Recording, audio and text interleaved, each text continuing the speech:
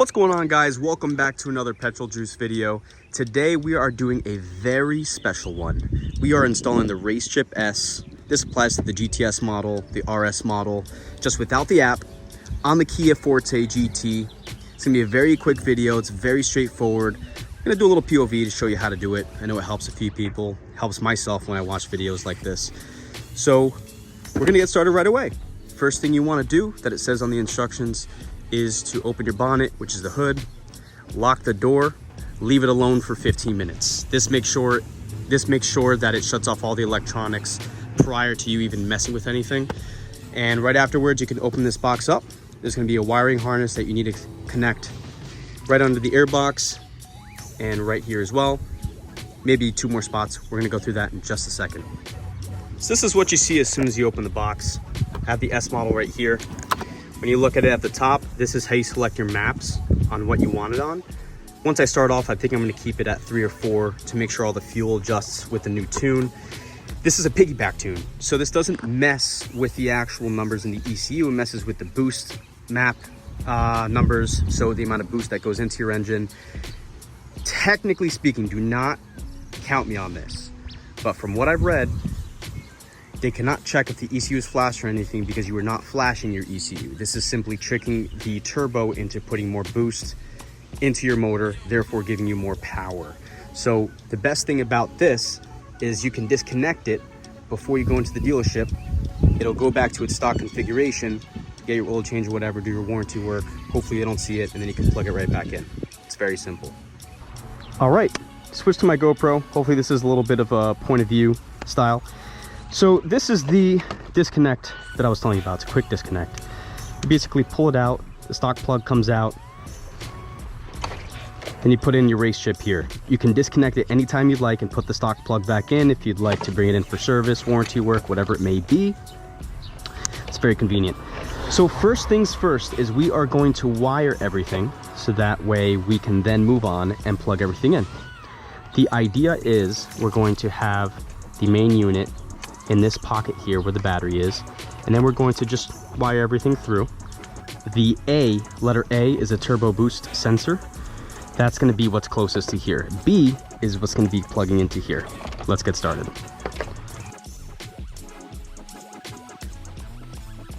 Shove everything through here and it comes right out the bottom. It's very, very simple. This usually would be easier if we disconnected the air box. We're not going to do that. Here on Petrol Juice, we are lazy. Sometimes that means the least amount of work. All right, we got the B through the bottom. So now we're just going to wire everything very organized. I'm going to go under the air box,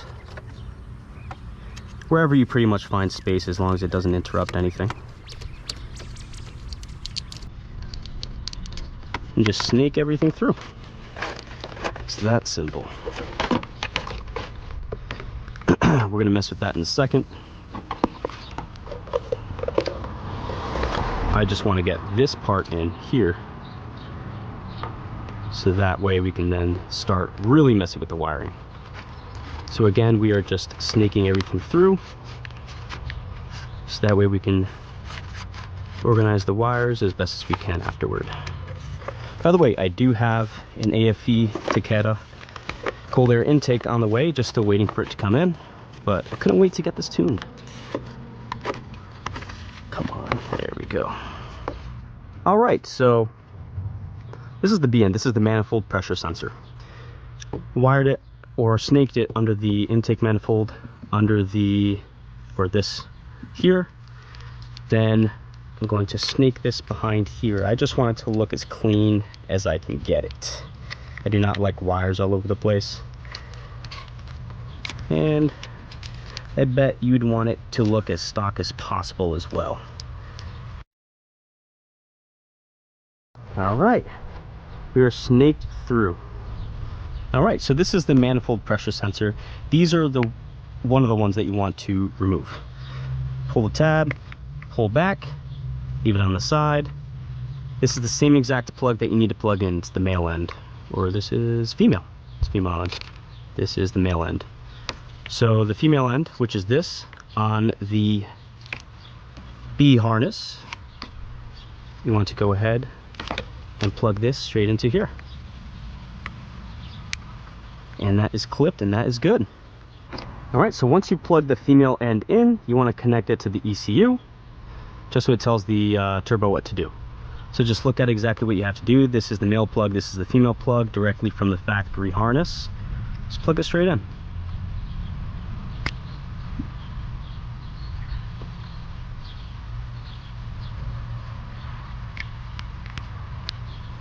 And just like that, we are connected. You can leave that alone for now. We're going to move on to the A part of the harness. All right, so this goes into the boost pressure sensor. And we're basically going to feed this as neatly as we can underneath the air box.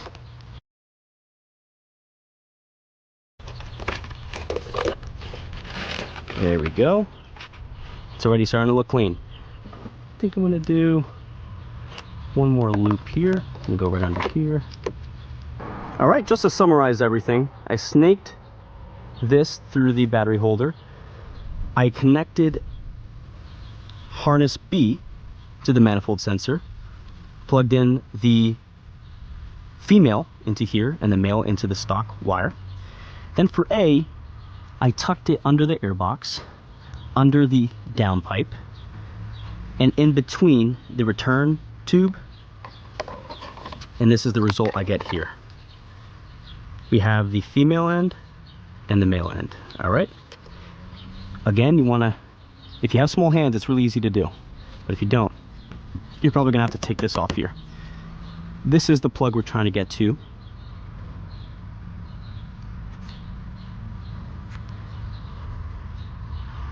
There's a tab you can feel once you grab it and pull it out. And once it's unplugged, you want to make sure you have that wire right here. That is where you want to plug this wire in. This is the male end. Make sure the angled side is the side that you're plugging in. Once that's plugged in and all set, you take the other end, which is the female end, and the tab is going to go towards the top. Right back into there, hopefully you can see it. All right. It's just such a weird angle, especially since we have none of the airbox stuff off. Makes it a little bit harder. But just take your time.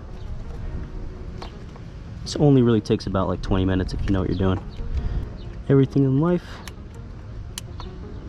just takes time, and boom, it is plugged in. Heard the clip? It is all set, and it is not loose. It is good to go. Just double check our connection, and that is in. All right, so we have all the connections plugged in where we want. What we could do is we can use the zip ties. Should be zip ties in here. I hear them.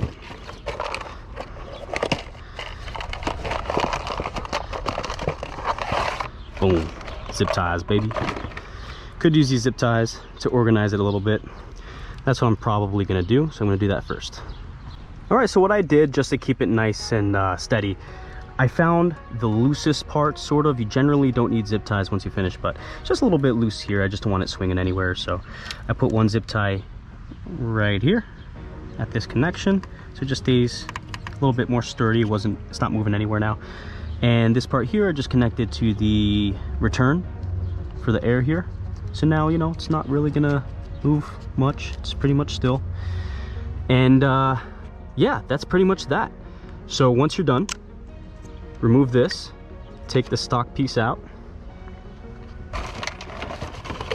And this is the most fun part right here. Make sure it's all clean. You're gonna take this, double check your connections, all right? And plug it straight into here. And it's installed. Push it down a little bit more so it's snug into place here.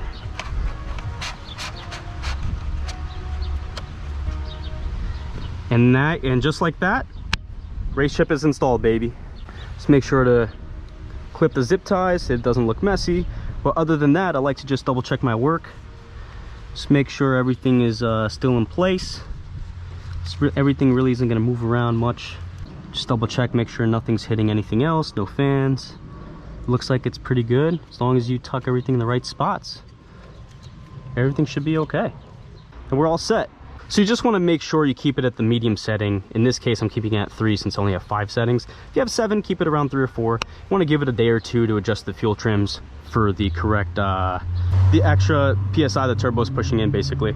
But other than that, take it for a drive, check it out. After a few days, you can bump it up 1 or 2, just see how the car feels, and you should be all set. The next and final step to do, have it tucked in, have it on setting 3. Just go inside the car, turn the ignition on. Do not turn the car on, just the ignition, so that the accessories. Make sure we get light here. Make sure we get no warnings. Once we do, we can then turn the car on. Well, guys, I just made one of the biggest mistakes in my life. I just went through the whole process of turning it on, making sure the light works and all that, and I went for a whole review and I wasn't recording. All right, we're gonna try to do a take 2. Basically, you come in the car. With the GT, you have the keyless entry. This is what you're gonna do. Car's just gonna be off. Come in, just turn the ignition on. Don't press the brake, don't press the clutch. Press it once, press it twice. It's gonna system check, make sure everything comes up. No warnings, no errors. You go to the engine bay.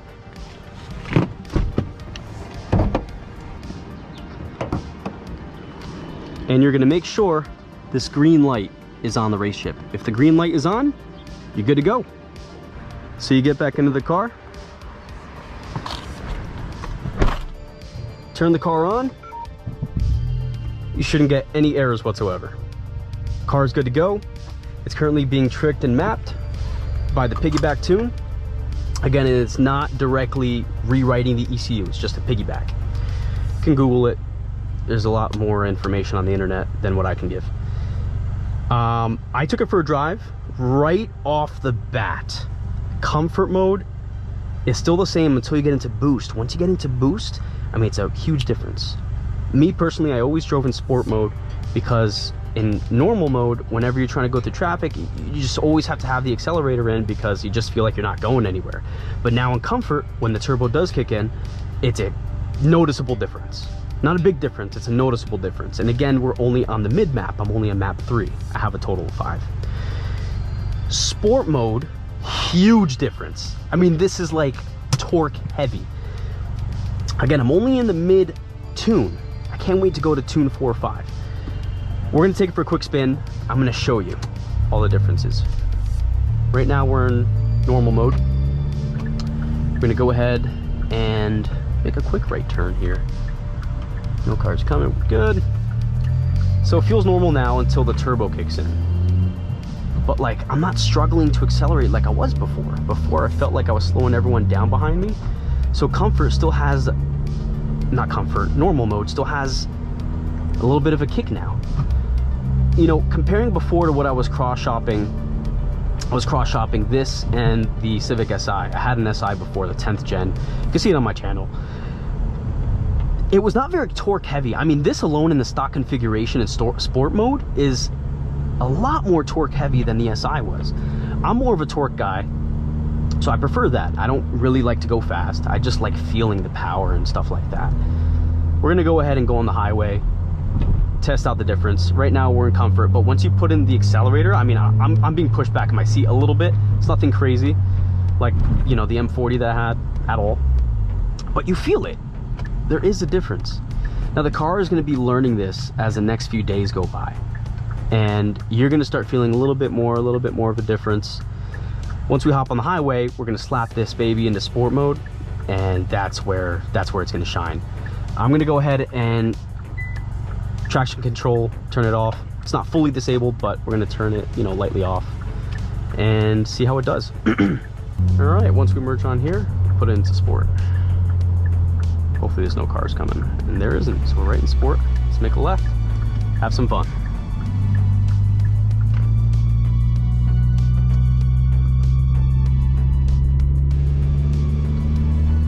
No trouble keeping up with the torque that it's delivering now.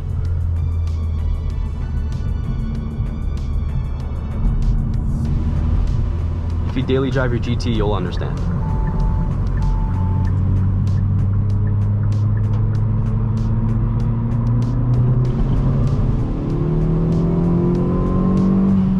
Oh yeah, huge difference, huge difference. That is crazy.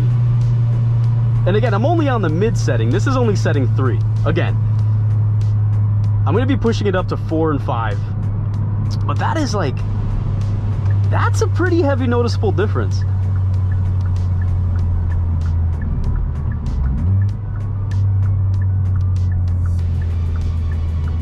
May just be the placebo effect, but I also feel like the throttle response is a little better. I know that shouldn't affect that at all with the piggyback tune. But wow, man.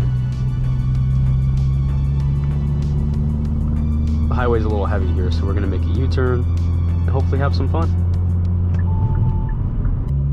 Let's hope no cars are coming.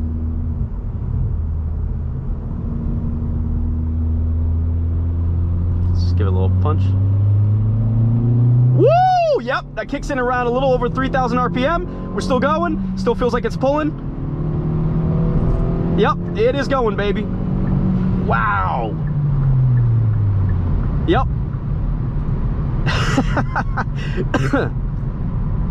This is worth it. This is definitely worth it. And I'm not even through the full potential yet. I still have an air intake coming in from AFE Takeda. That's the one I'm getting. And I'm not even on 5. I'm not even on setting 5. And some of these race chips have settings 6 and 7.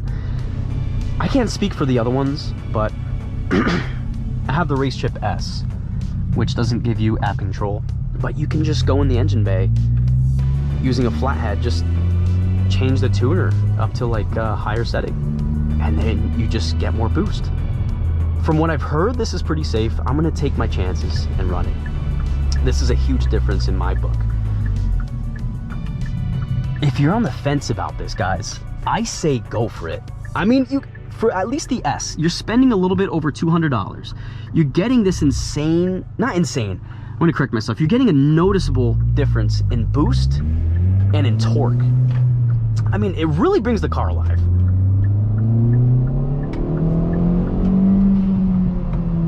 Yep, that is nice. All right, well, welcome to New Jersey, right?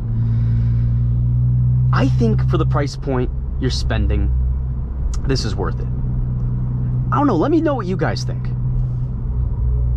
Are you on the fence for the race chip? I mean, why are you not deciding to get it? Or why have you got it? Why have you got it? And what do you like about it? Just feel free to leave a comment down below. I just want to see what you guys think about it.